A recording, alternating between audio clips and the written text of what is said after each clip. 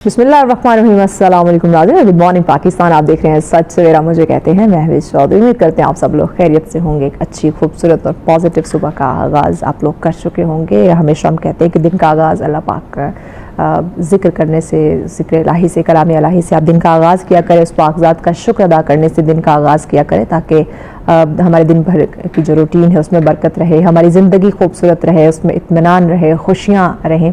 और आज का दिन माशाल्लाह से जुम्मतुल मुबारक का दिन, रहमतों वाला, बरकतों वाला, फजीलतों वाला दिन है। तो आज के दिन से रिलेट कुछ काम, जैसे कि कहा जाता है कि खासकर गुस्ल करें, पाक साफ कपड़े पहने, खुशबू लगाएं, दूध पाक का कसरत से वेट करते रहना, नमाज की पाबंदी और दुआ करना। वैसे मैं अक्सर ये बात करती हूँ, मेरे समेत हम सभी ऐसा करते हैं कि दुआ के लिए जब हाथ उठाते हैं तो अपने लिए दुनिया जहान की चीज़ें हम मांगना शुरू कर देते हैं, लेकिन वो कबूल होगी या नहीं होगी इसकी हमें कोई गारंटी नहीं होती। लेकिन कहा जाता है ना कि जब आप अपने वालिदैन को उन दुआओं में शामिल कर लेते हैं, ज़्यादा से ज़्यादा उनके लिए दुआ करते हैं, तो आपको अपने लिए मांगने की ज़रूरत नहीं पड़ती। आपके रास्ते खुद ही हमवार हो जाते हैं, मुश्किलें आसान हो जाती हैं, जो चीज़ें आपको चाहिए होती हैं वो आपको मिल जाती हैं। तो अपने वालिदैन के लिए दुआ किया करें, अपने अजीज़ों को दुआओं में याद रखा करें। और ये भी मैं कहती हूँ कि सच सवेरा की टीम को आप ज़रूर अपने दुआओं में याद रखा करें। इतने खूबसूरत आप लोगों के लिए हम मौज़ूआत लेकर आते हैं जो हमारी ज़रूरत है, वक्त की ज़रूरत है। और इस मुल्क की अमन सलामती के लिए भी आप लोग ज़रूर आज के रोज़ दुआ कीजिएगा। आज के टॉपिक की मैं बात करूँ नाज़रीन, इस्लाम जो है वो इंसान की सिर्फ ज़ाहिर ही नहीं बल्कि बातिन के इस्लाह पर भी ज़ोर देता है। तो आज का जो हमारा टॉपिक है वो बहुत ही अहम है। हम नफ्स पे बात करने जा रहे हैं और नफ्स का यानी कि इसको मुतमईन करने का जो जिक्र है, यकीनन इंसान को उसकी जो रूहानी मकाम है उस तक वो पहुंचता है, उसको वो पहचानता है। तो आज यही हमारा मौजू होगा कि जहां इंसान का जो दिल है उसको सुकून, इत्मीनान मिलता है, वो किससे मिलता है? वो रज़ाए इलाही से मिलता है। अल्लाह की रज़ा में जब वो खुश होता है, वो जब ये मान लेता है, एक्सेप्ट कर लेता है कि जो मेरे साथ हो रहा है, जो अल्लाह कर रहा है वही बेहतर है और मैं उसी में ही खुश हूँ। जब आप शुक्र अदा करने लग जाते हैं तो आप खुद को इत्मीनान में महसूस करते हैं। तो आज हम इसी पे बात करेंगे कि जब दिल अल्लाह की याद से मुतमईन हो जाता है तो हमारे जो इस वक्त बहुत सारी मुश्किलात में हमने खुद को उलझा रखा है, वो डेफिनेटली हमारी तमाम मुश्किलात जो है वो आसान हो जाएंगी, हल हो जाएगी, अगर हमने अल्लाह की रज़ा में खुद को राज़ी करना जो है वो सीख लिया या हमने शुरू कर लिया। तो इस पे आज हम बात करेंगे कि अपने नफ्स को हम किस तरह से मुतमईन कर सकते हैं, नफ्स मुतमईना एक्चुअली में है क्या, और इसे हासिल करने के लिए हमें कौन सा रास्ता इख्तियार करना होगा, और इस्लाम में इस मकाम की जो एक रूहानी और इखलाकी अहमियत है वो क्या है, कुरान सुन्नत की रोशनी में आज हम इस पे बात करेंगे। इस पे डिस्कशन के लिए हमारे मेहमान हमें ज्वाइन कर चुके हैं जी, जिनसे आज इस मौजू पे इन डिटेल हम जानेंगे, बात करेंगे। हमारे आज के पहले मोअज़्ज़िज़ मेहमान जो हमारे साथ तशरीफ़ फरमाए जी, जनाब मोहतरम प्रोफेसर डॉक्टर ज़ुल्फ़िकार अली साहब हमारे साथ हैं। अस्सलाम वालेकुम डॉक्टर साहब। वालेकुम अस्सलाम, बहुत शुक्र डॉक्टर साहब आपके वक्त का। नाज़रीन, उनके साथ अगले हमारे मेहमान जो तशरीफ़ फरमा हैं, बहुत ही मुअज़्ज़िज़ शख्सियत जनाब मोहतरम मौलाना हैदर अलवी साहब हमारे साथ हैं जी। अस्सलाम वालेकुम हैदर साहब, बहुत शुक्रिया आपके वक्त का। नाज़रीन, उनके साथ अगली शख्सियत जो तशरीफ़ फरमा है, सच टीवी के बड़े चहते हैं, हमारे चेयरमैन साहब के बड़े लाडले हैं, नात ख्वाह हैं जी, कारी इनामुल हक साहब हमारे साथ है। बहुत शुक्रिया कारी साहब आपके वक्त का। दरख्वास्त है आपसे कि आप प्रोग्राम का आगाज़ हमद बारी ताला से कीजिए, बिस्मिल्लाह करें। किससे मांगे, कहाँ किससे कहें, किससे मांगे, कहाँ जाए, किससे कहें, और दुनिया में हाजती रवा कौन है, सबका दाता है तू, सबको देता है तू, तेरे बंदों का तेरे सिवा कौन है, किससे मांगे, कहाँ जाए, किससे कहें, और दुनिया में हाजती रवा कौन है, कौन मकबूल है, कौन मरदूद है, خبر کیا خبر تجھ کو کیا کون ہے کون مقبول ہے کون مردود ہے کیا خبر تجھ کو کیا کون ہے جب تو لیں گے عمل سب کے میزان پر جب تو لیں گے. ویلکم بیک ناظرین، آپ دیکھ رہے ہیں سچ سویرا. آج کا ہمارا ٹاپک بہت ہی اہم ہے، اسلام میں نفس مطمئنہ کا مقام. اس میں ہم بات کرنے جا رہے ہیں. مہمان ہمارے ساتھ ہیں جی جناب محترم پروفیسر ڈاکٹر ذوالفقار علی صاحب. آپ ہی سے آغاز کرتے ہیں. بسم اللہ کیجیے. سب سے پہلے بتائیں ہمیں کہ اسلام میں نفس سے کیا مراد ہے؟ اعوذ باللہ من الشیطان الرجیم. بسم اللہ الرحمن الرحیم. الحمد للہ والصلاۃ والسلام علی آلہ اما بعد. فقط فرسٹ آف آل میں سچ ٹی وی کی تمام ٹیم کا شکریہ ادا کرنا چاہوں گا کہ جنہوں نے اتنا خوبصورت پلیٹ فارم ہمیں فراہم کیا. انتہائی خوبصورت سوال تھا آپ کا کہ نفس کیا ہے اور تزکیہ نفس انسان کو کن کنسیپٹ کی طرف لے جاتا ہے. تو نفس جو ہم اسلامک ویلیوز میں دیکھتے ہیں اور ایک عام فہم زبان میں کہا جا سکتا ہے کہ انسان کا ایک ظاہر ہے ایک باطن ہے. اور تزکیہ نفس سے مراد یہ ہوتا ہے کہ انسان ان تمام اعمال اور ایکٹیویٹیز سے دور رہے کہ جن سے اللہ نے اسے دور رہنے کا کہا ہے. بالکل. اور اگر ہم اسے عارفانہ ٹرمینالوجی میں دیکھیں اور عرفانی اصطلاحات استعمال کریں تو نفس سے مراد انسان کے باطن میں نور اور ظلمت کے درمیان نور کو ظلمت پر ترجیح دینا، یہ انسان کا تزکیہ نفس کہلائے گا. کہ انسان کے اندر کیونکہ دیکھیں قرآن میں کہا گیا فَأَلْهَمَهَا فَجُورَهَا وَتَقْوَاهَا کہ ہم نے انسان کی فطرت رشت میں رکھ دیا، الہام کر دیا ہے.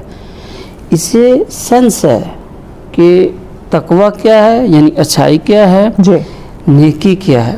اس کے باطن میں یہ کیپیبلٹی موجود ہے کہ یہ ان دونوں کی شناخت کر سکتا ہے. بالکل ایسے کہ یہ نیکی ہے، یہ برائی ہے. بس اس نیکی، اس نور کا غالب آ جانا ظلمت پر، یہ اس کا تزکیہ نفس کہلائے گا. ٹھیک ہو گیا جی.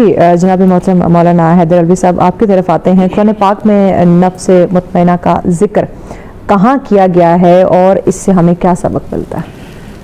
بسم اللہ الرحمن الرحیم. قرآن حکیم میں جا بجا پروردگار ارض و سما نے نفس کا بھی تذکرہ کیا ہے، اس کی حالتوں کا بھی ذکر فرمایا ہے کہ انسانی نفس کن کن حالات سے گزرتا ہے. اور کبھی اسے ہوائے نفس کہہ کر پروردگار عالم نے ایک الہی خواہشات سے مخالف سمت انسان کو اور اس کی خواہشات کو رکھا ہے. اور حکم دیا ہے کہ ہوائے نفس کی پیروی نہ کرو، اسے اپنا خدا نہ بناؤ، بلکہ تم ہماری پیروی کرو جو ہم نے اظہار کیا تمہارے سامنے کہ اس طرح تم نے زندگی گزارنی، اس راستے پہ چلو. گویا ایک خواہشات خدا بندی ہیں اور ایک مولا کائنات کا فرمان ہے، مولا مرتضیٰ کا، کہ اگر تم اپنی خواہشات کو، اپنے نفس کی خواہشات کو مولا کی خواہشات پہ، اللہ کی خواہشات پہ قربان کر دیتے ہو، پھر تمہیں وہ بھی ملنا شروع ہو جاتا ہے جو تمہارے نفس کی خواہش ہوتی ہے. کیا بات! یعنی اپنی مرضی کو مولا کی مرضی پہ قربان کر دینا، یہ انسانی زندگی میں سب سے مشکل ترین مرحلہ. اور یہ بھی نفس ہی کی ایک کیفیت ہے کہ جب وہ نفس جو ہے وہ تربیت پاتے ہوئے اس مقام پر پہنچ جاتا ہے جہاں اسے محسوس ہوتا ہے کہ میں بندگی کی طرف چل پڑا ہوں، پھر وہ اپنی خواہشات قربان کرنا شروع کر دیتا ہے. پیغمبر صلی اللہ علیہ وآلہ وسلم ولایت کے اعلیٰ مقام پر ہوتے ہیں. ہر پیغمبر کو اللہ تعالیٰ نے ولایت کبریٰ عطا کی گئی ہے، لیکن اس کے باوجود پیغمبر بھی کچھ وقت اپنا انسانوں سے کٹ کر گزارا کرتے تھے، جس میں ہم دیکھتے ہیں کہ غار حرا میں نبی کریم بعض دفعہ 3 دن کے لیے، بعض دفعہ 40 دن کے لیے، بعض دفعہ اس سے بھی زیادہ وقت تنہائی میں گزارا کرتے تھے. ہم یہ نہیں کہتے ہیں حضور اپنے نفس کی تربیت فرما رہے تھے، क्योंकि आपका नफ्स कायनात का सबसे पाकीज़ा, सबसे ज़्यादा मुतमइन्ना, सबसे ज़्यादा कामिला, रादियत मर्दिया नफ्स हुजूर का था। वो हर वक्त अल्लाह से वासिल रहने वाली ज़ात थी। लेकिन मखलूक से कट कर कुछ वक्त तन्हाई में अपने मौला के साथ गुजारना, ये सुन्नत मुस्तफ़ा करीम सल्लल्लाहु अलैहि वसल्लम। इसको एतिकाफ़ की सूरत में हमारे लिए रख दिया गया कि माह मुक़द्दस रमज़ान में आप 10 दिन या पूरा महीना एतिकाफ़ में तन्हाई इख्तियार कर लें। लेकिन ये एक हकीकत है, जिस तरह मौला कायनात मौला मुत्तक़ियान मदीनतुल मुनव्वरा में आबादी से बाहर निकल जाते और रेत पर लेट जाते, कभी तन्हाई में वक्त गुजारा करते थे। तो लोग पूछते थे, ए अली मुर्तज़ा, ये क्या मसला है, हम जिंदों से आप खिताब नहीं करते हैं, ये फ़ज़ा में आप किससे बात कर रहे होते हैं? तो आप फरमाते हैं कि तुम्हारे अंदर इतनी सलाहियत नहीं है कि जो गुफ्तगू में कहना चाहता हूँ कि वो तुम्हारा नफ्स कबूल कर पाए। बाद में आने वाले कुछ ऐसे, इसका मतलब है कि उस दौर के अंदर जो लोग मौजूद थे जिन्होंने रसूल खुदा को देखा, सहाबी बने या सहाबा को देखकर ताबेई बने, उन ताबेईन में भी कुछ ऐसे थे जिनके अंदर ये सलाहियत नहीं थी कि वो जो है वो विलायत के सरचश्मा और विलायत के आला मकाम पर फाइज मौला अली शेर खुदा की वो गुफ्तगू जो किसी भी इंसान को खुदा से वासिल कर सकती है या उस मकाम की कैफियत की गुफ्तगू वो बर्दाश्त कर सके या उसको समझ सके, फरमाए बाद में आने वाले ऐसे हैं। आज भी साइंस ये कहती है उस फ्रिक्वेंसी पे आकर, हमारा इस्लाम कहता है कि आप नफ्स को उस मकाम पर ले जाएंगे तो आप वो कलाम सुन सकते हैं, समात कर सकते हैं, उनसे आप बात कर सकते हैं। तो ये कह लीजिए कि जिस तरह हमारे यहाँ आलम अरवाह के अंदर अल्लाह ताला ने हमसे बहुत सारे अहद लिए थे, उस वक्त भी बाज़ ने कहा है कि रूह भी अम्र रब्बी है, नफ्स भी अम्र रब्बी है, लेकिन नफ्स और रूह के दरमियान तो ज़मीन व आसमान का फ़र्क है।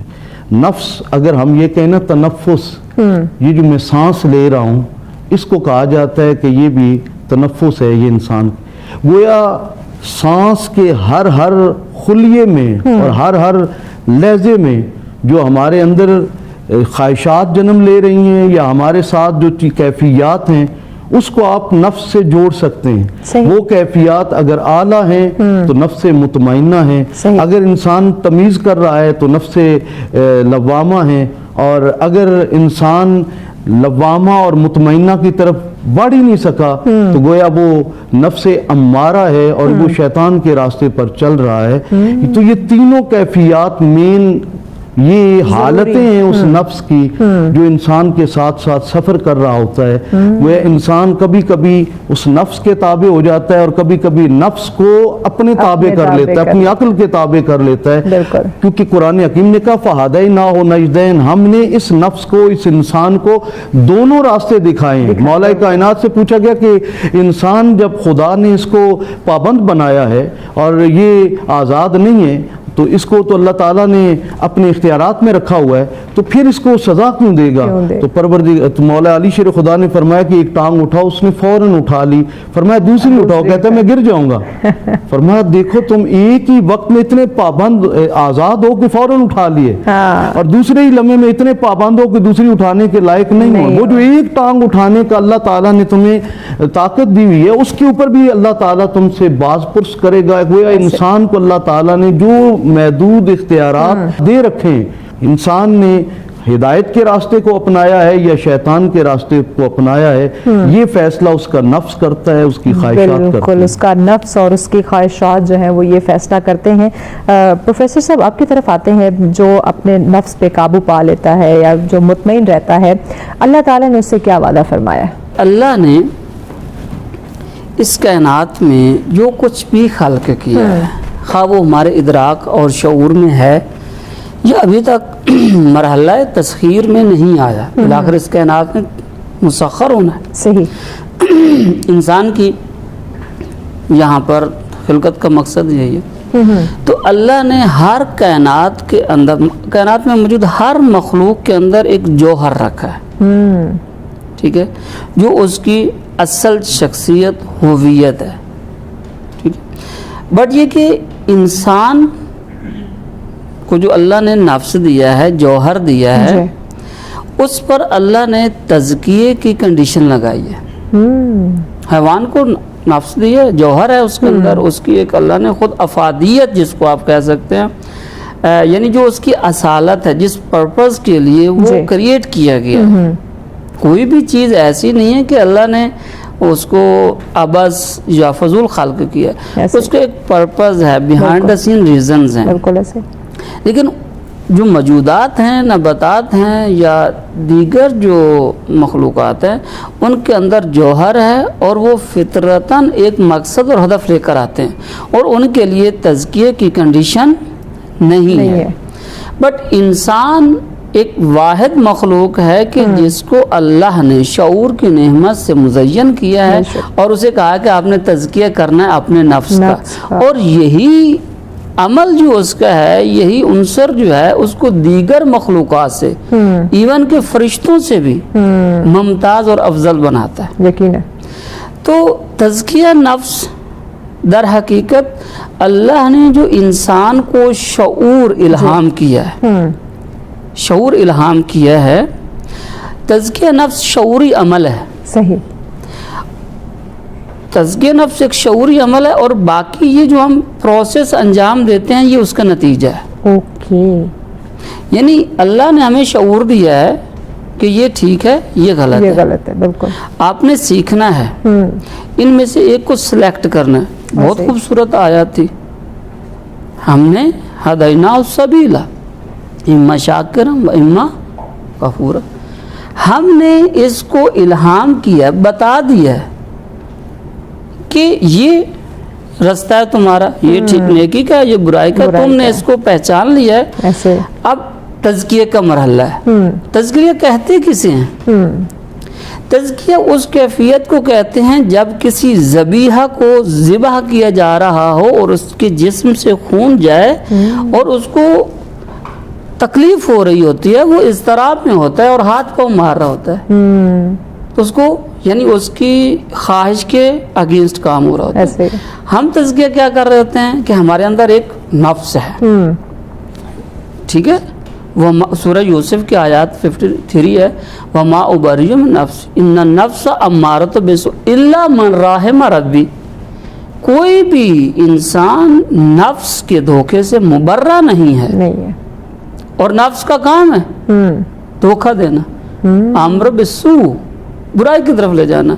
बट ये शऊर आपको बताएगा कि एक ज़ात है कि जिसने आपको कहा है कि आपने मेरे इरादे को दर्क करना है, अपनी ख्वाहिश पर उसे प्रायोरिटी और तरजीह देनी है। यकीनन। डॉक्टर साहब ब्रेक लेनी है, ब्रेक के बाद आपके हम इस सवाल के जवाब को मुकम्मल करते हैं। नाज़रीन हमारे साथ फिर मिलते हैं एक शॉर्ट ब्रेक के बाद। वेलकम बैक नाज़रीन, आप देख रहे हैं सच सवेरा। आज का हमारा टॉपिक बहुत ही अहम है जिसमें हम बात करें कि इस्लाम में नफ्से मुतमइना का जो मकाम है वो क्या है। इसको हम आज जानने की और समझने की कोशिश कर रहे हैं। मेहमान हमारे साथ मौजूद हैं। जी डॉक्टर साहब, आप अपनी बात मुकम्मल कर लें। हम बात कर रहे थे कि अल्लाह ताला ने नफ्से मुतमइना से जो है वो क्या वादा फरमाया है। जी हमारी गुफ्तगू का बाकी हिस्सा जो है वो कुछ इस तरह कि तज़किया नफ्स एक शऊरी अमल है कि हम पहले बुराई और अच्छाई का शऊर रखें कि जो अल्लाह ने इल्हाम किया हमें। फिर यहाँ पर दो रास्ते होंगे, एक हमारी अपनी जी तरजीह होगी, ख्वाहिश होगी, सोच कह लें, अंदेशा कह लें, कुछ भी कह लें, और एक अल्लाह का अम्र होगा। अब हमने यहाँ आकर अपने नफ्स को अगर नेकी की तरफ ले जाते हैं तो ये तज़किया नफ्स है और अल्लाह की रज़ा हासिल कर लेंगे, ऐसे। ठीक है। लेकिन अगर हम इसकी तरफ नफ्स को तरजीह देंगे तो खुद कुरान में अल्लाह ने कहा, कुरान मतलब हर्फ आखिर, कि जिसमें किसी किस्म को कोई ऐब और नुक्स नहीं है, लारैब किताब है कि इन्ना नफ्स अमारतु बिस्सू, ये तुम्हें बुराई की तरफ ले जाएगा। फिर कुरान सूरह फाजर में कह रहा है, सूरह आला में कह रहा है, कद अफलह मन तज़क्का, यानी आपको कामयाबी की डिग्री दे रहा है। एक इंसान की जिसकी खिलकत का मकसद उसे हासिल हो जाता है एक अमल से कि तुम कामयाब हो गए हो मैं अल्लाह की नज़र में। क्या बात। کہ کیوں؟ کیونکہ تم نے تزکیہ نفس کر لیا. تزکیہ نفس کیا کہ شعوراً میں اللہ کی رضا کو آپ نے درک کیا, آپ نے وہ کام کیا جو میں چاہتا ہوں, ایسے اس کے لیے میں نے آپ کو خلق کیا, مقصد تخلیق آپ کو حاصل ہو گیا. لیکن یہ تزکیہ نفس ہے.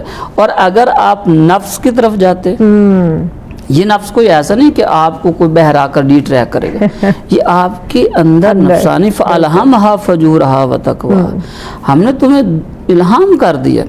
تو یہ تزکیہ نفس جو ہے انسان کی کامیابی کا راز ہے. جیسا کہ آپ نے سوال کیا تھا کہ اس سے اللہ ہمیں ریوارڈ کون سا دے گا, تو ہمیں اللہ تو کامیابی کا تغمہ دے رہا ہے. کیا بات, کہ اگر تم نے تزکیہ نفس کر لیا تو تم کامیاب ہو, ایمان لے کر آگے تم کامیاب ہو. اور یہ اللہ کے فضل سے ہی ممکن ہے, بے شک, اور شعور سے ممکن ہے. پھر عمل ہے, عمل بالکل ایسے. جب تمہیں پتہ چل جاتا ہے تو پھر آپ نے اس پر عمل کرنا, اپنی خواہشات کو اللہ کی مرضی کے مطابق کرنا. میں اس کو یوں کہنا چاہوں گا, اگر اس کو خلاصہ کریں, کہ ایک آپ کی سوچ ہے, ایک اللہ کا امر ہے, ایک اللہ کا ارادہ ہے. آپ نے اپنی سوچ پر اللہ کے ارادے کو ترجیح دینی ہے, تو آپ تزکیہ نفس میں کامیاب ہو جائیں گے. گویا کہ آپ نے اپنی تخلیق کا مقصد سمجھ لیا, جان لیا. بہت خوب, بہت خوب, بہت خوبصورتی کے ساتھ ناظرین ہمارے مہمان آج کے ٹاپک میں ہمارے رہنمائی فرما رہے ہیں. مولانا صاحب اگر آپ اجازت دیں تو گفتگو کو آگے بڑھانے سے پہلے ایک نعت سن لیتے ہیں. جی قاری صاحب بسم اللہ کیجئے. در نبی پر یہ عمر بیتے, او ہم پہ لطف دوام ایسا, مدینے والے کہیں مقامی, او کے در پر قیام در نبی پر یہ عمر بیتے, او ہم پہ لطف دوام ایسا, بلال تجھ پر نثار جاؤں کہ خود نبی نے تجھے خریدا, بلال تجھ پر نثار جاؤں کہ خود نبی نے تجھے خریدا. نصیب ہو تو نصیب ایسا, نصیب ہو تو نصیب ایسا, غلام ہو تو غلام ایسا, مدینے والے کہیں مقامی, ان کے در پر قیام ایسا, جو غمزدوں کو گلے لگا لے, بروں کو دامن میں جو چھپا لے, جو غمزدوں کو گلے لگا لے, بروں کو دامن میں جو چھپا لے, ہے دوسرا کون اس جہاں میں, ہے دوسرا کون اس جہاں میں, سوائے خیر الانام در نبی پر یہ عمر بیتے, او ہم پہ لطف دوام صاحب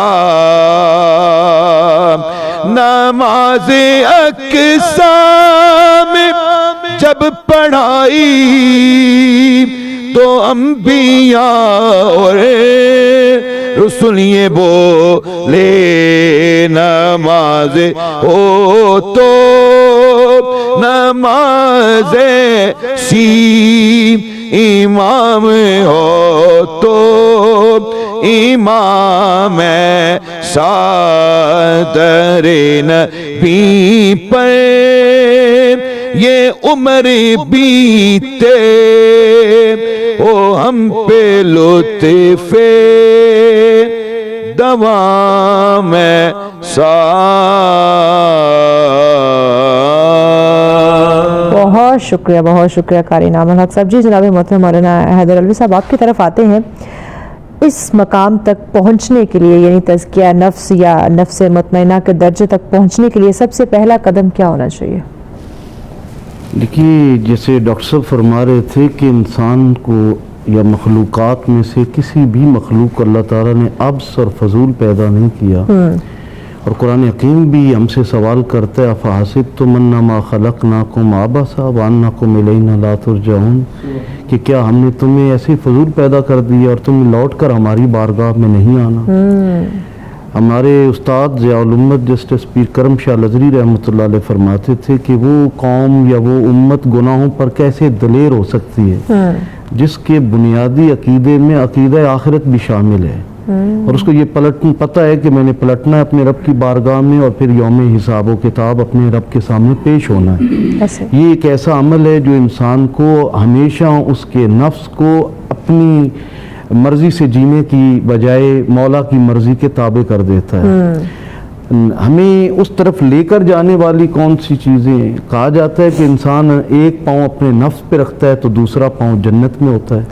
یہ صوفیہ اور اہل اللہ یہ فرماتے ہیں. مطلب یہ ہے کہ نبی کریم صاحب الاولاق صلی اللہ علیہ وآلہ وسلم نے فرمایا کہ اے صحابہ ایک رفیق اگر تمہارا ایسا ہو کہ جس کو تم کھلاؤ پلاؤ اس کو تر و تازہ اس کو جناب لباس دو اس کو اچھی خوراک دو اور وہ تمہارے خلاف ہو جائے جبکہ دوسرا رفیق ایسا ہے کہ جسے تم کھلاتے پلاتے نہیں ہو اسے بے لباس کر دیتے ہو وہ تمہارے حق میں چلا جائے. تو صحابہ کہتے ہیں کہ یا رسول اللہ بڑا عجیب اور غریب دوست ہے وہ پھر ایسے تو دوست سے دشمن بہتر ہے. تو نبی کریم صلی اللہ علیہ وآلہ وسلم نے فرمایا کہ وہ دور نہیں وہ تو ہر ایک کے اندر اس کا نفس ہے. اگر آپ اس کی پرورش کرنا شروع کر دیتے ہیں اس کی مرضی سے جینا شروع کر دیتے ہیں اس کی خواہش کے مطابق زندگی گزارنا شروع کر دیتے ہیں. قرآن حکیم میں پروردگار عالم نے اس بندے سے سوال کیا کہ وہ بندہ کیسا عجیب بندہ ہے جو اپنی خواہشات کو اپنا رب بنا لیتا ہے اپنا خدا بنا لیتا ہے اپنا الہ بنا لیتا ہے. وہاں بھی اس سے مراد وہی نفس ہے نفس کی خواہشات ہیں جس کی انسان پرورش کرنا شروع کرتا ہے اور آہستہ آہستہ اسے اپنا معبود بنا لیتا ہے اور اسی کے تابع زندگی گزارنا شروع کر دیتا ہے. دوسری طرف وہ ہوتا ہے کہ جس کے سامنے اس کی خواہشات ہوتی ہیں. کہا جاتا ہے کہ حضرت باقی باللہ علیہ رحمہ جب دنیا سے رخصت ہونے لگے تو ان کو بے ہوشی کے دورے پڑنا شروع ہو گئے. یہ ایک واقعہ کے طور پر ہی ہے. تو لوگوں نے بتایا کہ حضرت ایک سکھ ہے جس کی پھونک میں بڑی شفا اللہ پاک نے رکھی ہے. یہ ہمارا ایمان اور عقیدہ ہے کہ پھونک کسی کی بھی ہو شفا من جانب اللہ ہی ہو سکتی ہے. کوئی بندہ از خود شفا نہیں دے سکتا ہے. فائزہ مرض تو فہو یشفین جب میں بیمار ہوتا ہوں شفا اللہ دیتا ہے. نہ ڈاکٹر کی میڈیسن میں براہ راست شفا ہے نہ ہی کہیں اور یہ وسیلہ ہے شفا اللہ کی طرف سے. تو کہا کہ وہ ایک سکھ ہے وہ بڑی اس کی پھونک میں شفا ہے تو ہر جو جاتا ہے اس کو شفا. تو حضرت باقی باللہ فرمانے لگے کہ چونکہ میں ایک رائے خدا پہ چلنے والا ہوں میں نے زندگی اللہ کی توحید کے تابع گزاری ہے میں ایک سکھ کے پاس جاؤں تو میرے اسلام پر اور دعوت اسلام پر ایک حرف آئے گا کبھی ایسی حرکت نہ کرنا. بے ہوش ہو گئے پھر دورہ پڑا بیہوشی کا مریدوں نے اٹھا کر لے گئے سکھ کے پاس پھونک ماری آپ بالکل صحت مند ہو گئے. طویل عرصے کے بعد لوگوں نے بتایا حضرت ہم تو آپ کو سکھ کے پاس لے کر گئے تھے اس نے پھونک لگائی اور آپ شفا یاب ہو گئے. انہوں نے فرمایا اچھا اس سکھ کو کہو کہ تمہیں باقی باللہ بلا رہے ہیں. जब बुलाया गया तो पूछा कि बताओ ये तुम्हारी फूंक में शिफा कैसे आई? कैसे आई है? तो उसने बताया कि मेरे गुरु ने मुझे कहा था कि नफ्स की मुखालफत करनी है। अगर नफ्स कहता है ठंडा पीना है, मैं गर्म पीता हूँ। नफ्स कहता है गर्म खाना है, मैं ठंडा खाता हूँ। सही। नफ्स कहना है सो जाओ, मैं उठ के बैठ जाता हूँ। नफ्स कहता है बैठ जाओ, मैं खड़ा हो जाता हूँ। सही। हर वो अमल जो मेरे नफ्स की ख्वाहिश है मैं उसके खिलाफ करता हूँ, बस मेरी इस फूंक में शिफा आ गई है। क्या बात। तो हजरत बाकी बिल्ला मुबल्लिग इस्लाम थे, जी। दाई इस्लाम थे। उन्होंने कहा क्या तेरा नफ्स इस वक्त चाहता है कि तू इस्लाम कबूल करे? कहता है हरगिज नहीं। फरमाया गुरु की बात पे अमल करो और अपने नफ्स की मुखालफत करो।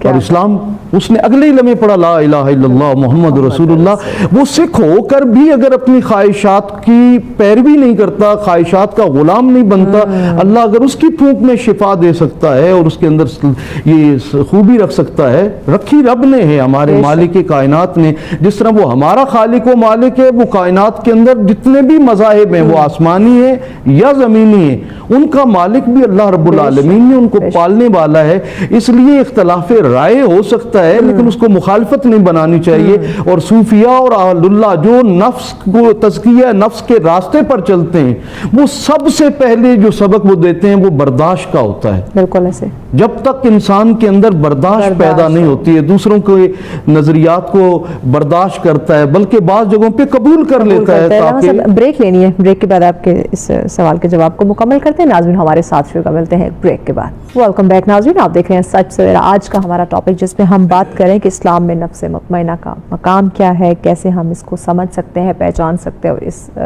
जो ये बुलंद एक मकाम है इस तक हम पहुंच सकते हैं, इसी पे बात की जा रही है।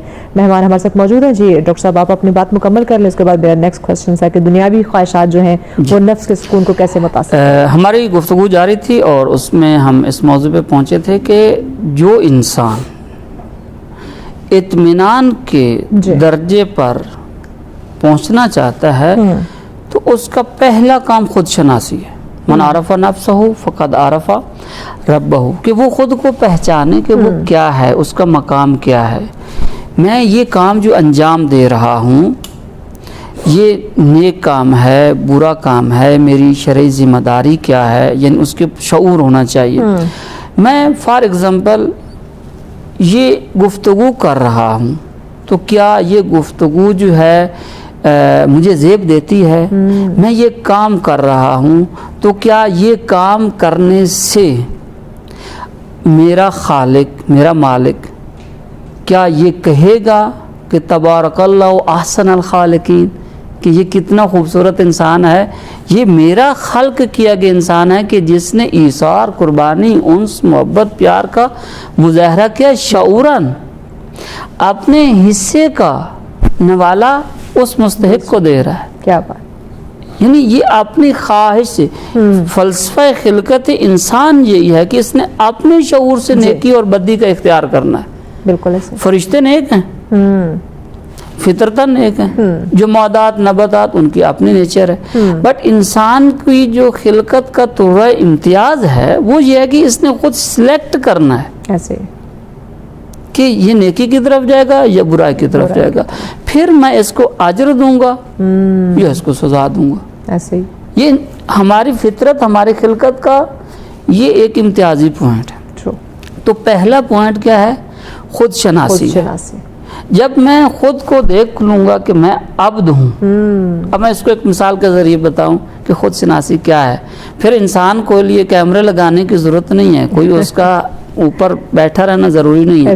एक मरतबा जब मैं पहचान लेता हूँ कि मेरा खालिक जो है उसने मुझ पर बेशुमार नेमत मुझे अता की और ख़ुद कह रहा है कि तुम गिरना चाहो तो शुमार ही नहीं कर सकते, तो मैं सुबह मुझ पर नमाज फ़र्ज़ है कि मैं उठूँ नमाज पढ़ूँ, हो सकता है नमाज में मेरा ख्याल इधर उधर चला जाए, लेकिन मैं अल्लाह की मोहब्बत में गर्म लिहाफ जो अपने चेहरे से उतारूंगा तो हो सकता है वहीं मेरी रूह जो है अल्लाह से लिका हो जाए। उसका सुभान अल्लाह, लिका अल्लाह एक लहजे के लिए होता है, चंद सानिये के लिए होता है, क्योंकि हमारे अंदर अल्लाह की रूह है, अम्र है, वो रूह मुतलक है, उसका एक झलक हमारे अंदर है और उसके अंदर सिगबतुल्लाह होना चाहिए। अलवी साहब ने कितनी खूबसूरत बात की کہ اگر اللہ کی روح ہے، امر ہے، نفس ہے، تو پھر ہم تبھی تو خلیفہ کہلائیں گے ایسے کہ اس سے خوشبو آنی چاہیے، وفادار گزار کی، اخلاق کی، مثلا حسن معاشرت کی، آداب زندگی کی، جو وہ مثلا چار اثار، محبت، انس، پیار کے جو اخلاقیات ہیں، اور پھر سیرت کامل، سبحان پیغمبر گرامی کی سیرت ہمارے لیے اسوہ حسنہ بے ہے، شک۔ اور پریکٹیکلی ہمیں کر کے بتایا بالکل گیا۔ ایسے، بے شک بے شک، ہو سکتا ہے الفی صاحب اس بات کی تائید کریں گے کہ شعور کے بعد یہ اگلے عمل تزکیہ نفس جو ہے نا، یہ پریکٹس ہے، ٹھیک، اصل خود شناسی ہے۔ ہو سکتا ہے کہ نماز میں میرا دھیان ادھر ادھر ہو، لیکن وہ جو میں نے چہرے پر اللہ کی محبت میں ٹھنڈا پانی ڈالا ہے، اس لیے کہ میرے رب نے مجھے کہا، اسی میں اللہ کی لقا ہو جائے، ہماری روح اللہ سے لقا ہو جائے، اور وہ عرفان اس کو حاصل ہو جائے۔ بے شک، ایک لحظے میں عرفان آپ کو حاصل ہو سکتا ہے، اور اس میں کوانٹیٹی نہیں دیکھی جاتی، کوالٹی دیکھی جاتی ہے کہ اس نے کتنے خلوص سے مجھے پکارا ہے، کیا بات، اس نے اٹھا ہے۔ ہو سکتا ہے کہ ہم غلاف کو ہٹائیں، اتریں اور جوتا پہن رہے ہوں کہ میں جا رہا ہوں اللہ کی بارگاہ میں، سر بسجود ہونے، وہیں روح کا لقاء ہو جائے اللہ سے، بہت یہ نفس مطمئنہ پر آ جائیں گے۔ پہلا کام یہی ہے خود شناسی، کہ میرے فرائض کیا ہیں، میں ہوں کون، کہاں سے آیا ہوں، کس مقصد کے لیے میں یہاں پر آیا ہوں، پھر ہم اس کی طرف آگے بڑھیں گے، اور ہر کام ایک ایک کام جو ہے ہمیں ہدایت کر دے گی، ہم نفس مطمئنہ پر جائیں گے۔ بالکل ایسے، ہو سکتا ہے کہ ایک غلط کام کرنے سے ہمیں لذت محسوس ہو، ہاں، لیکن سکون نہیں ملے گا۔ الا بذکر اللہ تطمئن القلوب، کیوں؟ ان دل کے اندر اللہ کی روح ہے، اور اللہ کی روح کے ہی ذریعے، اللہ کے ذکر کے ذریعے اس روح کو کیا ملے گا؟ سکون ملے گا۔ اب اکرمکم عند اللہ اتقاکم، تزکیہ نفس کا دوسرا نام ہے تقوی۔ عند اللہ یعنی اللہ کے نزدیک کون تکریم کا قائل ہے؟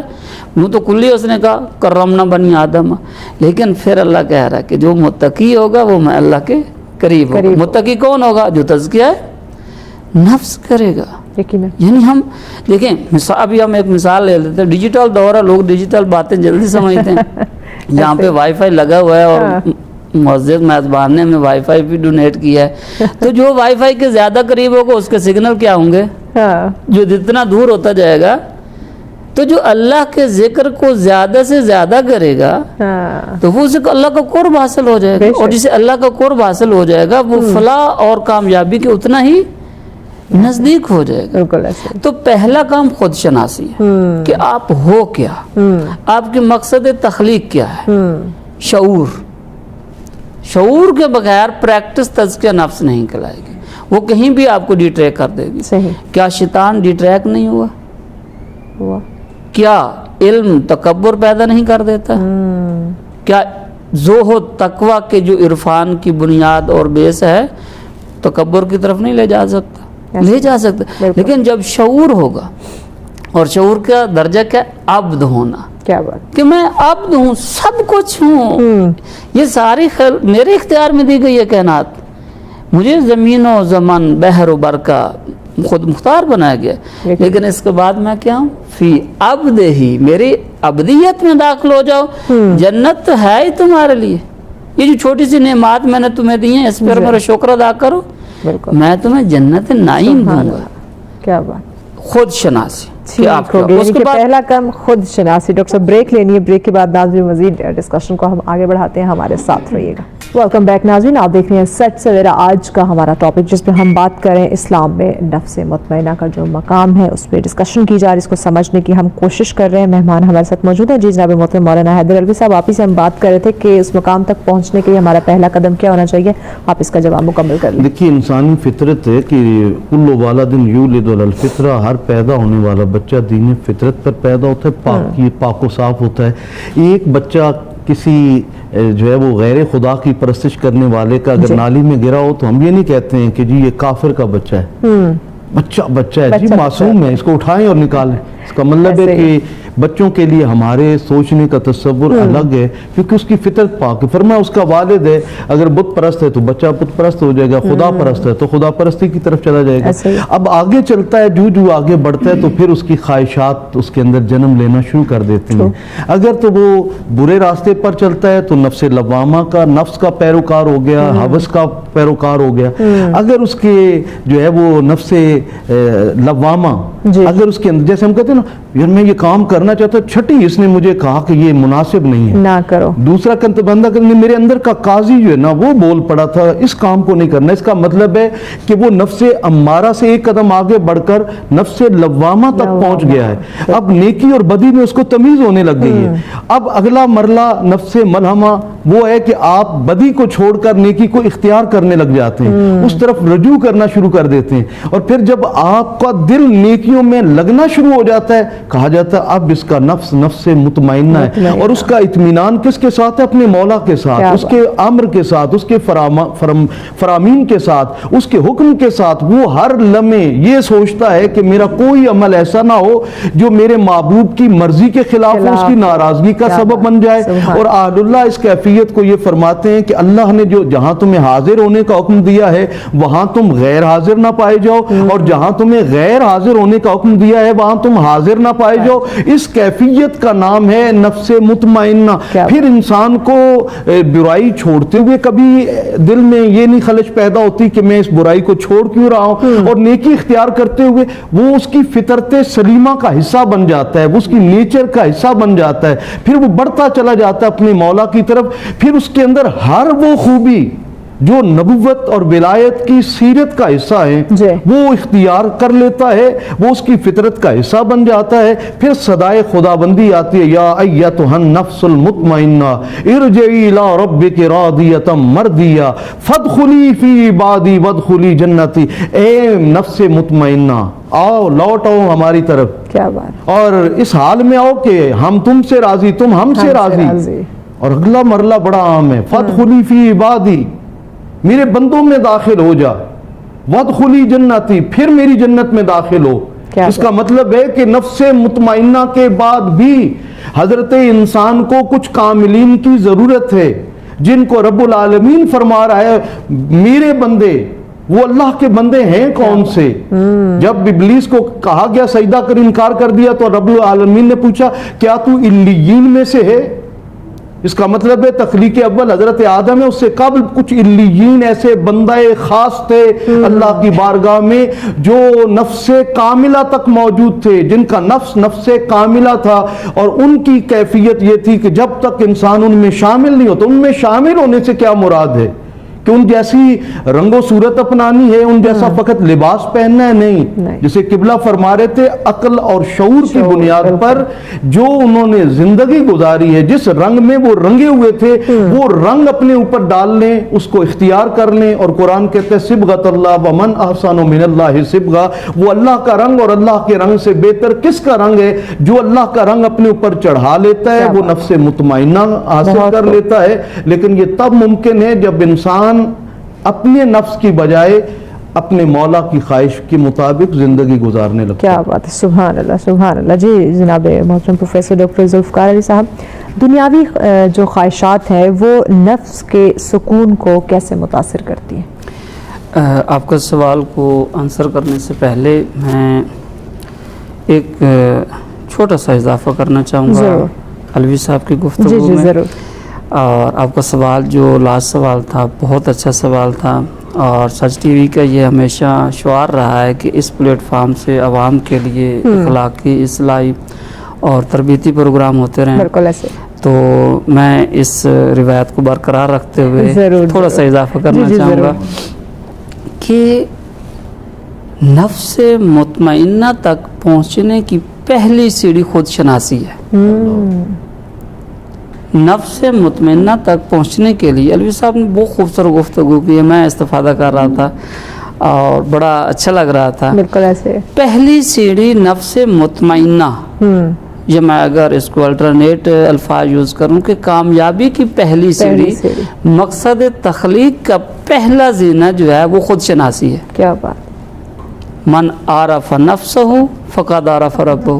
क्या बात, یہ عارف مطلق نے کہا, عارف کامل نے کہا. جناب امیر علیہ السلام نے کہا, بہار الانوار کی جلد نمبر 2 کی احادیث میں روایات میں سے ہے, یعنی میں ایسا کوئی کام نہ کروں, میں اپنے خود شناسی یعنی کہ میں خود کو پہچان لوں کہ میں انسان ہوں. یعنی پہلے ابھی سورہ کی آیات آ رہی تھی کہ فادخلی فی عبادی, میں عبد ہوں, میں عبد ہوں. اچھا ڈاکٹر صاحب بریک لینی ہے, بریک کے بعد انشاءاللہ یہیں سے ہم کنٹینیو کرتے ہیں. ناظرین ہمارے ساتھ پھر ملتے ہیں بریک کے بعد. ویلکم بیک ناظرین, آپ دیکھ رہے ہیں سچ سویرا. آج کا ہمارا ٹاپک جس پہ ہم بات کر رہے ہیں اسلام میں نفس مطمئنہ کا مقام, اس کو ہم آج سمجھنے کی کوشش کریں. بڑی خوبصورتی کے ساتھ ہمارے مہمان جو ہیں وہ اس پہ ہماری رہنمائی فرما رہے ہیں. جی جناب محترم مولانا حیدر علوی صاحب آپ کی طرف آتے ہیں. وہ کوشچن جو میں نے ڈاکٹر صاحب سے کیا تھا, لیکن انہوں نے بڑی خوبصورتی سے اس سے جو ہمارا قبل کوشچن تھا اس پہ انہوں نے روشنی ڈالی. لیکن میں چاہوں گی کہ اب اس سوال کا جواب آپ ہمیں دیجیے کہ چونکہ موجودہ دور کی یہ سچویشن ہے تو ہم اس کو ساتھ ریلیٹ کرتے ہیں کہ جو دنیاوی خواہشات ہیں یہ نفس کے سکون پر اس کے کیا اثرات مرتب ہو رہے ہیں. جیسے ہماری ساری گفتگو کے اندر دو چیزیں بڑی عام رہی ہیں. ایک ہماری خواہشات ہیں, اس کو ہم اپنے نفس کی خواہش کہا کرتے ہیں یا دنیاوی خواہشات کہہ لیتے ہیں. ایک مولا کی خواہش ہے ایسے کہ جو ہماری رہنمائی انبیاء اور ولایت کے ذریعے اور رسالت کے ذریعے ہم تک پہنچی ہے. ایک اس کی, کیونکہ براہ راست حکم الہی ہمارے تک نہیں پہنچتا, وہ انبیاء کے ذریعے اور اولیاء کے ذریعے وہ اپنے خاص بندگان خدا کے ذریعے ہم تک پہنچاتا ہے. ایسے گویا اس کی مرضی کو تلاش کرنا ہے تو نبیوں اور رسولوں اور ولیوں کی مرضی کو تلاش کر لو تو آپ کو مل جائے گی. یقیناً جب انسان کہا گیا اور نبی کریم صاحب الاولاق نے کہ انسان کا دل, فرمایا کہ قلب المؤمن عرش اللہ, مومن کا دل اللہ کا عرش ہے.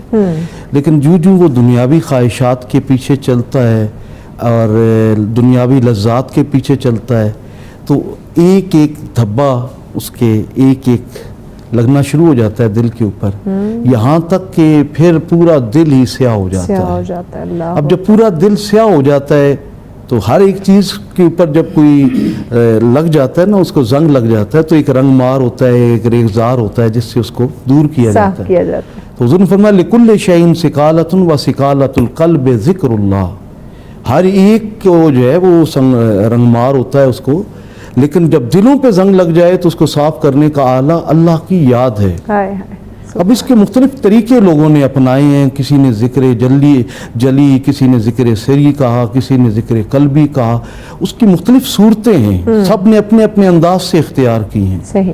ایک اللہ کے ولی تھے, کہا جاتا ہے کہ وہ کو 12 سال جا کر جنگلات میں اور بہت سارے صحراؤں میں وقت گزارا اللہ کو تلاش کرنے کے لیے.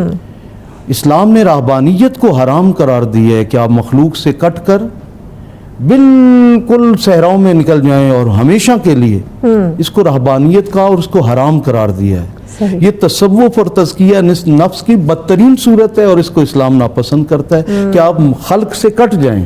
کیونکہ مولا روم صوفیوں کے بہت بڑے پیشوا ہیں, وہ فرماتے ہیں اللہ تک جانے کے سینکڑوں راستے تھے, میں نے سب سے شارٹ کٹ راستہ اختیار کیا ہے اور وہ کیا ہے, مخلوق کی خدمت. کیا بات, مطلب اللہ ملتا ہے, بندوں میں ملتا ہے. اب وہ اللہ کے ولی 12 سال صحراؤں میں اور جنگلوں میں گھومتے رہے. ایک دن یاد آیا کہ میری ماں بوڑھی تھی تو مجھے اپنی ماں سے ملنا چاہیے. آئے والدہ کے پاس تو کہا بیٹا یاد آ گئی میں بھی تمہیں. تو پوچھا ماں نے کیا رب مل گیا تمہیں؟ کہتا جی نہیں. ابھی ماں کی آنکھ لگ رہی تھی تو ماں نے پانی مانگا. وہ مٹی کے برتن میں اللہ کے نیک بندے لے کر پانی آئے, دیکھا ماں کی آنکھ لگ گئی ہے. ساری رات پائنتی کے پاس کھڑے رہے کہ میری ماں کی شاید ابھی آنکھ پھر کھلے اور پھر ماں پانی مانگے اور میں پیش کروں.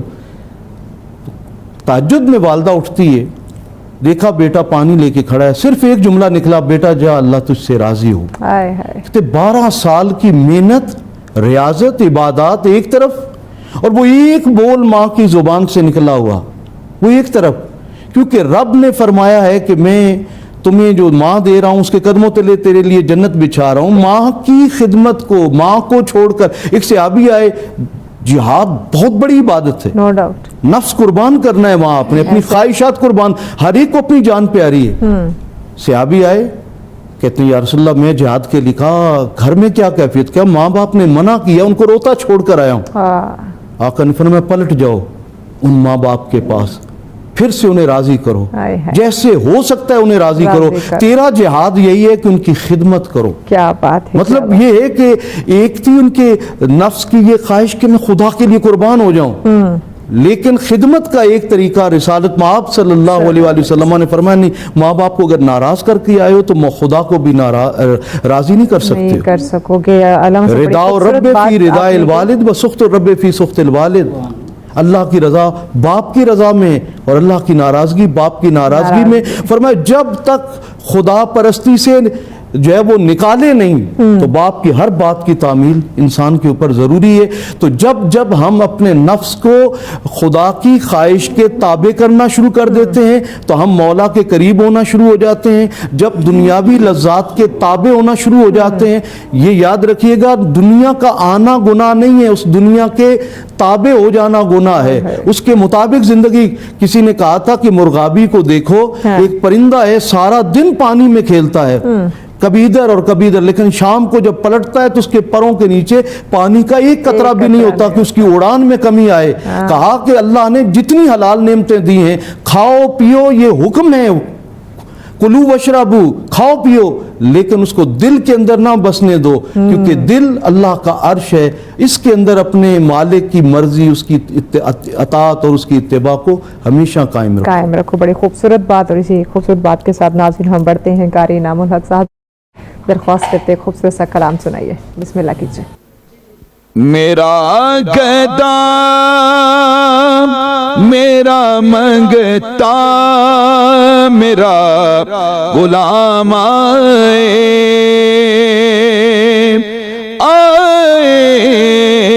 खुदा करे कभी तैबा से ये पयाम आए,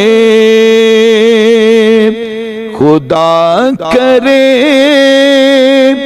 कभी तैबा से ये पयाम आए।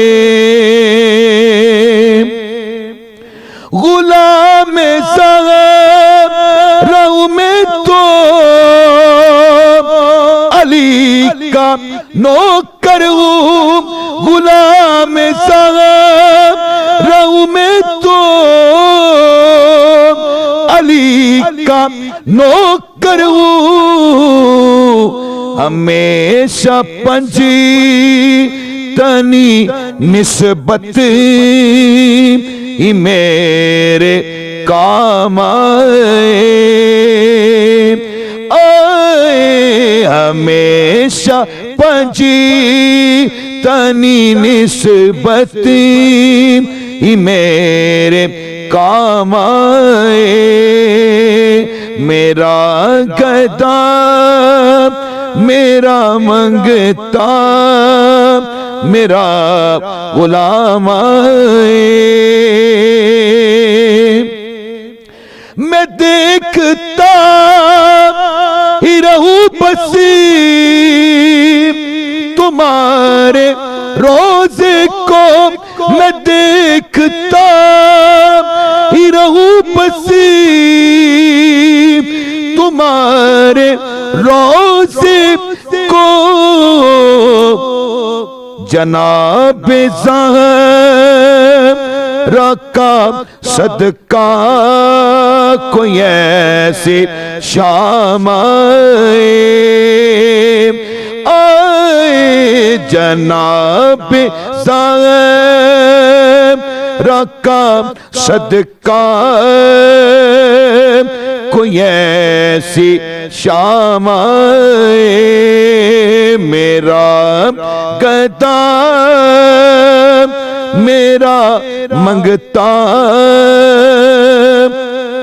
मेरा गुलाम अल्लाह, बहुत शुक्रिया कारी इनामुल हक साहब जी। डॉक्टर साहब आपकी तरफ आते हैं। सब्र और शुक्र की बात करें तो नफ्स मुतमइना की तामीर में क्यों अहम है?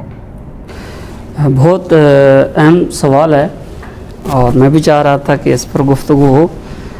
तो देखिए, जो आपका पहला सवाल था वो इतना खूबसूरत सवाल था कि अलवी साहब ने सहरासिल गुफ्तगू की। बिल्कुल, आप चाहें तो अपनी मैं एक मुख्तसर सा आपकी इजाज़त से और किबला साहब की इजाज़त से میں جو دنیاوی خواہشات ہیں جی ان کو ایک اور اینگل سے دیکھتا ہوں.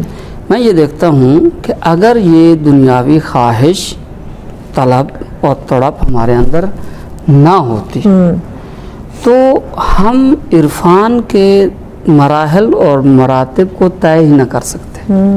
ہم اصلا نفس مطمئنہ کے مرحلے پر بھی نہ پہنچ سکتے. نفس مطمئنہ کی میں تھوڑی سی بیان کر دوں کہ 5 مراحل ہیں. ابتدائیہ، پھر اس میں امارہ ہے، پھر لوامہ، پھر مطمئنہ اور پھر کاملہ ہے. اس کو قبلہ صاحب کامل کہہ رہے تھے نا کہ وہ ولی کامل ہے. کاملہ ہے نفس جو وہ انبیاء ہیں جو اللہ کے برگزیدہ بندے ہیں، کہ اس میں ہم سوچ ہی نہیں سکتے کسی قسم کا ایرر ہو. تو میں اس دنیاوی خواہشات کو اپنے تکامل اور ترقی کے لیے ضروری سمجھتا ہوں. صحیح. مثلا اگر ظلمت ہوتی نہ تو نور کی شناخت کیسے ہوتی؟ بالکل. اللہ خود قرآن سورہ ملک آیت نمبر 2 میں کہہ رہا ہے کہ میری تمہاری خلقت اور موت کا مقصد یہی ہے لِيَبْلُوَكُمْ أَيُّكُمْ أَحْسَنُ عَمَلًا، کہ میں اللہ دیکھنا چاہتا ہوں کہ تم میں سے نیک کام جو کون انجام دیتا ہے. نیک کام کیا ہے؟ یعنی وہ کام کہ جو میں اللہ چاہتا ہوں. کیا بات. یعنی یہ دنیاوی خواہشات جو ہیں. اور پھر اللہ نے ایک اسٹیٹ فارورڈ آیت بھی دی، انتہائی خوبصورت آیت، کیا وَلَلْآخِرَةِ خَيْرٌ لَكَ مِنَ الْأُولَىٰ. یہ جو پہلی زندگی دی ہے اس کا خالق بھی میں ہوں، لیکن یہ دیکھ لو کہ جو آخرت کی زندگی ہے وہ اس سے کئی گنا بہتر ہے. اور پھر خیر کون کہہ رہا ہے؟ اللہ کہہ رہا ہے جو خیر مطلق ہے. سبحان اللہ. ڈاکٹر صاحب بریک لینی ہے، بریک کے بعد ناظرین ڈسکشن کو آگے بڑھاتے ہیں. ہمارے ساتھ رہیے گا. ویلکم بیک ناظرین، آپ دیکھ رہے ہیں سچ سویرا. آج کا ہمارا ٹاپک جس پہ ان ڈیٹیل ڈسکشن کا سلسلہ جاری ہے، اسلام میں نفس مطمئنہ کا مقام، اس پہ بات کی جا رہی ہے. جی ڈاکٹر صاحب آپ سے ہم ڈسکشن کر رہے تھے صبر و شکر کی بات کی جائے. صبر و شکر، صبر و شکر اظہار ہے نفس مطمئنہ پر فیض ہونے والے انسان کے اعمال کا. صحیح. کہ جو انسان صبر اور شکر کا اظہار تب کرتا ہے جب اس کا نفس مطمئن ہے. یہاں پر میں ایک خوبصورت بات کروں گا کہ ہماری کامیابی اور ناکامی کا معیار ہم نہیں ہیں. ہم خود کو میرٹ قرار نہیں دے سکتے کہ اگر ہم نے وہ اچیو کر لیا ہے تو شکران للہ، اور اگر ہم اس پہ ناکام ہو چکے ہیں نہیں. ہماری کامیابی اور ناکامی کے تمام پیرامیٹرز وہ جو بورڈ جس نے ہمیں خلق کیا اس کے ہوں. پھر تو اگر ہم اس پہ شکر کر رہے ہیں تو وہ شکر ہے. لیکن اگر ہم ایک ایسی کامیابی حاصل کر رہے ہیں کہ جو دوسروں کے لیے نقصان دہ تھی، یا یوں کہوں کہ اللہ کے ارادے کے مخالف تھی، تو ہم اس پر شکر بھی ادا کر رہے ہیں تو وہ شکر عملی نہیں ہے. شکر قلبی، شکر لسانی اور شکر عملی، یہ 3 مراتب ہیں اس کے. اور یہ انسان کی فطرت میں ہے کہ ہم جو بھی ہمارے ساتھ نیکی کرے ہم اس کو رد عمل جو ہے اچھے طریقے سے دیں. بالکل ایسے.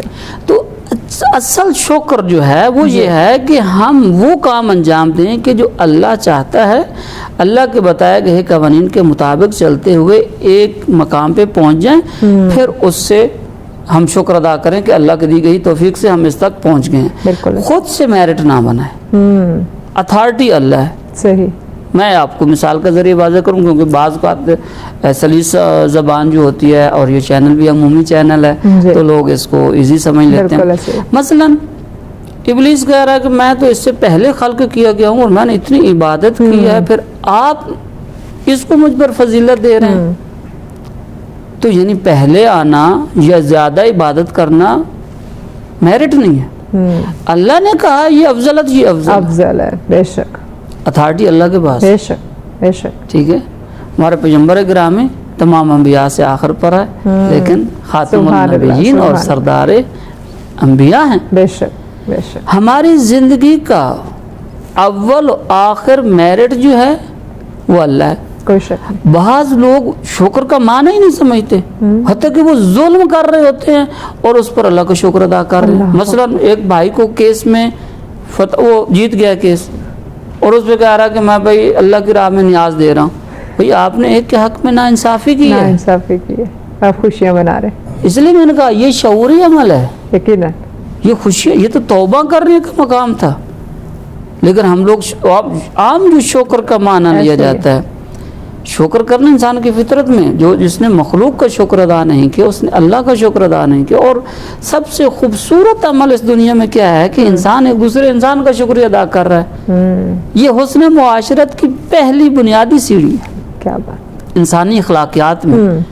جیسے ہم نے ابھی شکر ادا کیا کہ آپ نے ہمیں یہاں پر ایک پلیٹ فارم مہیا کیا کہ ہم یہاں سے بیٹھ کر آپ نے جو الفاظ ہیں چھوٹے موٹے جو ہمارا مطالعہ ہے وہ آپ نے باقی مسلمان ناظرین بھائیوں کے تک ساتھ شیئر کریں، تو ایک ہمارا یہ اخلاقی فرض ہے اور یہ ہمیں اسلام میں دکھا۔ بے شک، اور درود و سلام ان ہستیوں پر کہ جنہوں نے ہمیں بتایا کہ ہم کون ہیں، کون ہے، ہمیں ہمارے خالق سے ملایا، بالکل، ہمیں ہماری زندگی کا مقصد بتایا۔ بہت کو ایسے ہی، یہ جو ہم درود و سلام بھیجتے ہیں اور اللہ بھی اپنے ملائکہ کے ساتھ درود و سلام بھیج رہا ہے، تو یہ ایک طرح کا شکریہ ہے بالکل ایسے، کہ میں اللہ کا جو چھپا ہوا خزانہ تھا انبیاء نے مجھے لوگوں تک متعارف کروایا۔ یہ تو شکر الہی کی ایک مثال ہے، کوئی شک یعنی یہ سنت الہیہ میں سے ہے، اور یہ انسان کی تکمیل کا ذریعہ ہے، اور جو نفس مطمئنہ پر ہو جاتا ہے وہ حقیقی معنوں میں اللہ کا شکر ادا شکر ادا کرتا ہے۔ بہت ہی خوبصورتی کے ساتھ آپ نے اس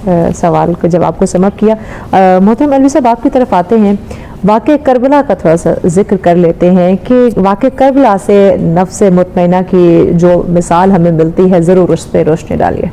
کہ آپ نے لفظ بولا تھا صبر و شکر، تو جس طرح پہچان نعمت انسان کو بندگی کی طرف لے کے جاتی ہے، شکر کی کیفیت پیدا کرتی ہے جی، جب اسے اللہ کی نعمتوں کی پہچان ہونا شروع ہو جاتی ہے۔ پھر ایک وقت آتا ہے انسان کا نفس اس قدر تربیت یافتہ ہو جاتا ہے کہ آنے والی آزمائشوں، ابتلاؤں پہ، امتحانات پہ بے صبری کا مظاہرہ نہیں کرتا۔ قرآن حکیم فرقان حمید میں جس آیا کی طرف قبلہ اشارہ فرما رہے تھے، وَلَنَبْلُوَنَّكُمْ بِشَيْءٍ مِّنَ الْخَوْفِ وَالْجُوعِ وَنَقْصٍ مِّنَ الْأَمْوَالِ وَالْأَنفُسِ وَالثَّمَرَاتِ وَبَشِّرِ الصَّابِرِينَ۔ یہ اگر آیت کربلا کی پورے اس امتحان گاہ کے اندر دیکھا جائے تو ایک ایک چیز سے اللہ پاک نے مولا حسین کی اس 72 نفوس کو اور وہاں بچ جانے والوں کو بھی اس آزمائش میں ڈالا، لیکن کسی ایک نے بھی بے صبری کا مظاہرہ نہیں کیا۔ بالکل ایسے، اب قرآن حکیم فرقان حمید میں پروردگار ارض و سما نے حکم دیا کہ بھی مدد مانگو نماز سے اور صبر سے، یا ایھا الذین آمنوا استعینوا صبر من الصبر والصلاۃ ان اللہ مع الصابرین۔ اے ایمان والو مدد طلب کرو نماز سے اور صبر سے۔ صبر سے، اب اللہ نمازیوں کے ساتھ ہے؟ فرمایا نہیں، اللہ صابرین کے ساتھ ہے، جو صبر کرنے والے ہیں۔ صبر ایک ایسا داعیہ ہے جو انسان کے اندر تب پیدا ہوتا ہے جب وہ اپنے تزکیہ نفس کے عمل سے گزر رہا ہوتا ہے۔ جو تزکیہ نفس کے عمل سے نہیں گزر پاتا اور جو اپنے نفس کی جو ہے وہ اصلاح نہیں کر پاتا، وہ تو ہر لمحے بس یوں کہہ لے بے صبری کا مظاہرہ کرتا ہے۔ دعا مانگے گا تو کہے گا میری کیوں نہیں قبول کر رہا، اپنے رب سے شکوے اور شکایتیں کرے گا۔ لوگوں کے ساتھ اس کے معاملات ہوں گے تو لڑائی، گالم گلوچ، بے صبری کا مظاہرہ کرے گا، کیونکہ اس کے نفس کی اصلاح اور تربیت نہیں ہوئی ہے۔ جہاں ہم شاہ سوار کربلا کی ذات کا تذکرہ کرنے لگے ہیں تو ایک طرف مولا حسین یہ فرما رہے ہیں کہ وقت نماز ہے اور میں اپنے مولا کی بارگاہ میں سر بسجود ہونا چاہتا ہوں، اور دوسری طرف یزیدی فوج کے لوگ یہ کہہ رہے ہیں کہ انعامات کے حصول کے لیے ہمیں سر حسین کو جلدی کاٹنا چاہیے۔ وہ حضرت علی اکبر کا سر کاٹتے ہوئے یہ نہیں محسوس کر رہے تھے کہ یہ ہم شکل رسول ہیں، صرف یہ تھا کہ مفادات جڑے ہوئے، اور وہ بھی جیسے آپ نے سوال کیا تھا کہ دنیاوی خواہشات، یہاں بھی اگر دیکھیں تو یزیدی فوج کے پیش نظر صرف دنیاوی خواہشات کی تکمیل تھی، اور مولا حسین کی نظر میں الہی خواہشات کی تکمیل تھی کہ میرے مولا کی رضا کیا ہے۔ کہا میرے مالک अच्छा ये भी देखिए कि मौला हुसैन ने करबला में तनहा सब्र नहीं किया, मतलब बड़ी सारी आजमाइशें आई कि 6 माह के लिए अस्कर को और शबी मुस्तफ़ा अली अकबर कुर्बान हो रहे हैं, ओनो मोहम्मद हज़रत कासिम बिन हसन कुर्बान हो रहे हैं, मतलब मौला अली के वहाँ पर 6 से 8 बेटे शहीद हुए, लेकिन फकत सब्र नहीं किया, सब्र के मकाम पर शुक्र अदा किया है। और ये आला तरीन तज़किया नफ्स की कैफियत है, और ये कहते हैं कि नफ्स मुतमइन्ना का सबसे आला तरीन मुकाम था जो मौला हुसैन को उस वक्त हासिल था। इसी वजह से सरे हुसैन कट गया और नेज़े की नोक पर भी सूरह काफ की आयत सुनाई जा रही हैं। ये कैफियत तब मिलती है जब परवरदिगार आलम बंदे से राजी होकर ये फरमा रहा होता है, या अय्यतुहन नफ्सुल मुतमइन्ना इरजिई इला रब्बिकी रादियतम मर्दिया।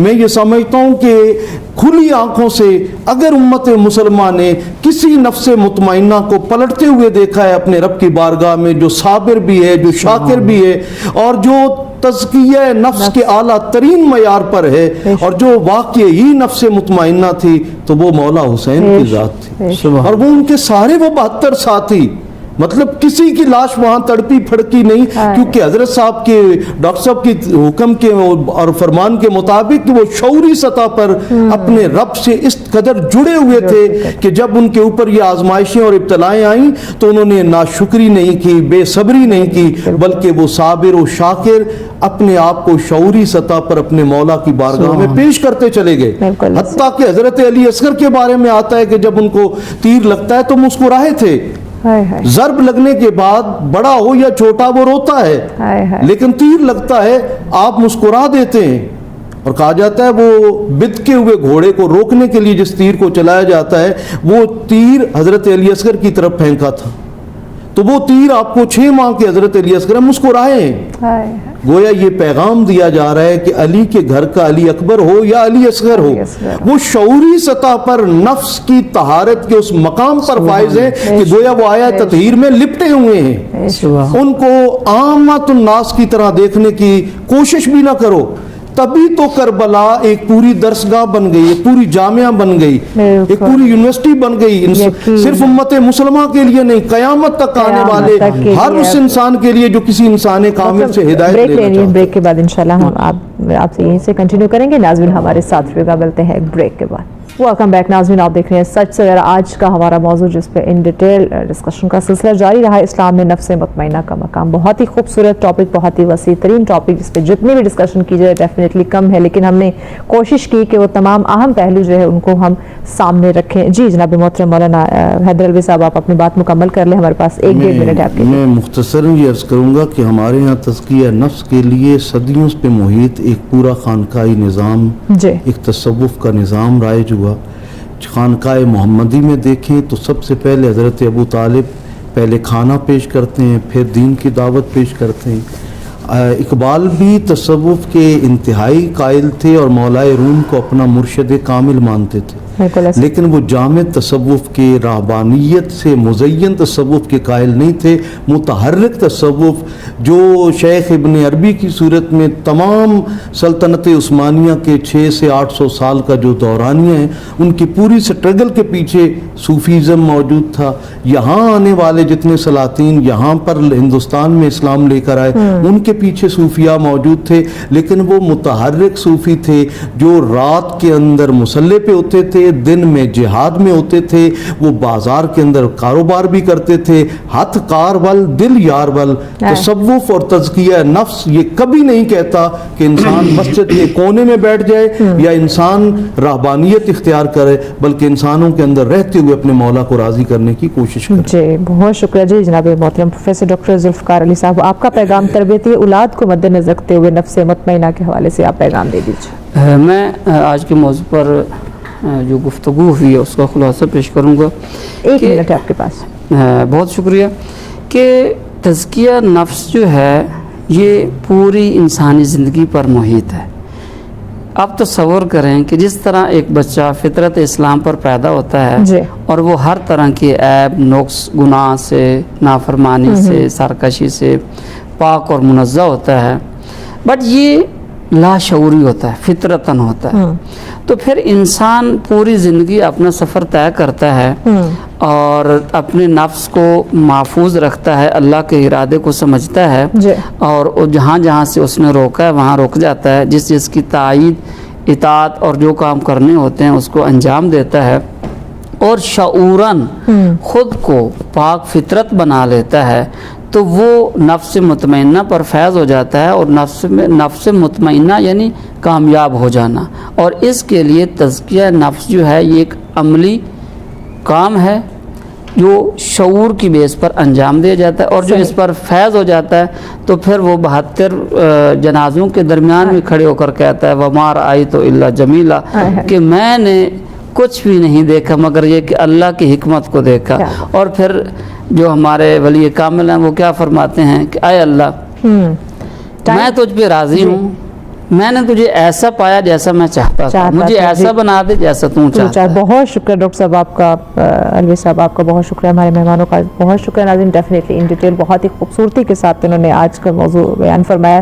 ڈیفینیٹلی ناظرین جب ہم نفس مطمئنہ کی بات کرتے ہیں تو یہ وہ اعلیٰ ترین روحانی مقام ہے جہاں انسان کی ذات جو ہے وہ اللہ کی رضا میں فنا ہو جاتی ہے، اور ہمیں اسی چیز کو سمجھنا ہے، اپنے دل میں وہ سکون، وہ اطمینان جو ہے اس کی روشنی سے اپنے دل کو ہم نے بھر دینا ہے۔ ناظرین تو آئیے آج ہم یہ عہد کرتے ہیں کہ ہم اپنے کردار کو ایسا بنائیں گے جو سکون، جو روحانیت ہمارے دل کو جو ایک اطمینان چاہیے وہ ہم اس کو دیں گے۔ وہ تبھی ہو سکتا ہے جب ہم اللہ کی رضا میں خود کو راضی رکھیں گے۔ تو ناظرین ایک یعنی کہ ہم نارملی کہتے ہیں نا کہ ایک پکار سنائی دینی چاہیے، ترجمہ جو ہے وہ میں بیان کر دیتی ہوں۔ کہا گیا ہے کہ جی میرے بندوں میں شامل ہو جا اور میری جنت میں داخل ہو جا۔ اس اگر لائن کو ہم سمجھ گئے تو ہماری زندگی آسان اور خوبصورت ہو جائے گی۔ اسی پیغام کے ساتھ ہمیں اجازت دیجیے، لیکن جانے سے پہلے ہم قاری انعام الحق صاحب سے اختتامی کلام ضرور سنیں گے۔ بسم اللہ کیجیے۔ عشق علی ہے پیار علی ہے، عشق علی ہے پیار علی ہے، دل ہے علی دلدار علی ہے، عشق علی ہے پیار علی ہے، کس کے نکاح میں دوں یہ زہرا، کس کے نکاح میں دوں یہ زہرا، رب نے کہا حقدار علی ہے، رب نے کہا حقدار علی ہے، عشق علی ہے پیار